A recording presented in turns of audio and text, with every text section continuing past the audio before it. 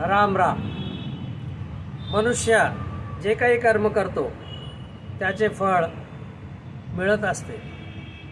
चांगले कर्म केलात चांगले फळ मिळते, वाईट कर्म केलात वाईट फळ मिळते. मग हे फळ केव्हा मिळते? याचा सिद्धांत असा आहे, क्रियमान कर्म, प्रारब्ध कर्म आणि संचित कर्म. क्रियमान कर्म त्याचे फळ लवकर मिळते, तुरंत मिळते, या जन्मातच मिळते. प्रारब्ध आणि संचित कर्म म्हणजे हे जे आपण कर्म करतो ते संचित म्हणून साठवलं जातं. ज्या प्रकारे आपण धन कमावतो आणि धन कमावल्यानंतर बँकेत ठेवतो, सेविंग अकाउंटमध्ये ठेवतो किंवा फिक्स डिपॉझिटमध्ये ठेवतो, त्याप्रमाणे आपण केलेल्या कर्माचे फळ हे फिक्स डिपॉझिट म्हणून, संचित म्हणून साठवले जाते. आणि हे ज्यावेळेस संचित कर्म उदयास येते ते प्रारब्ध म्हणून येते.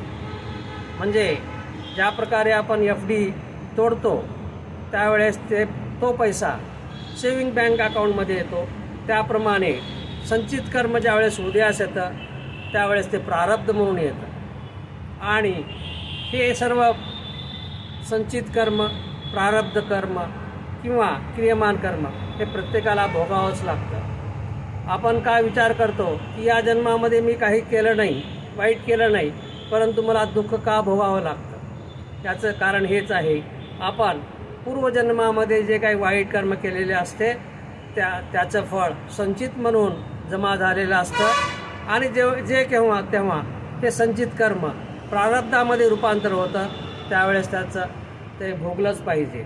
आता हे केव्हा रूपांतर होतं हे कोणी सांगू शकत नाही, परंतु जेव्हा केव्हा होतं तेव्हा ते संचित कर्म प्रारब्ध कर्मामध्ये रूपांतर होतं आणि ते भोगलंच पाहिजे. मनुष्य चांगलं कर्म करतो चांगले फळ मिळते, वाईट कर्म करतो वाईट फळ मिळते. हा जो सिद्धांत आहे वाईट फळासाठी पण आहे आणि चांगल्या फळासाठी पण आहे. म्हणून मनुष्याने चांगले कर्म करावेत, पुण्यकर्म करावे.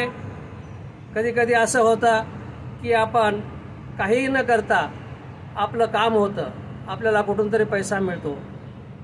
त्याचं कारण म्हणजे आपण अगोदरच्या जन्मामध्ये जे काही पुण्य केलेलं आहे ते संचित कर्म, संचित पुण्य फळास येतं, प्रारब्ध म्हणून येतं आणि आपणाला सुख भोगतो. म्हणून सावधान, प्रत्येक व्यक्तीने चांगलं कर्म करावं.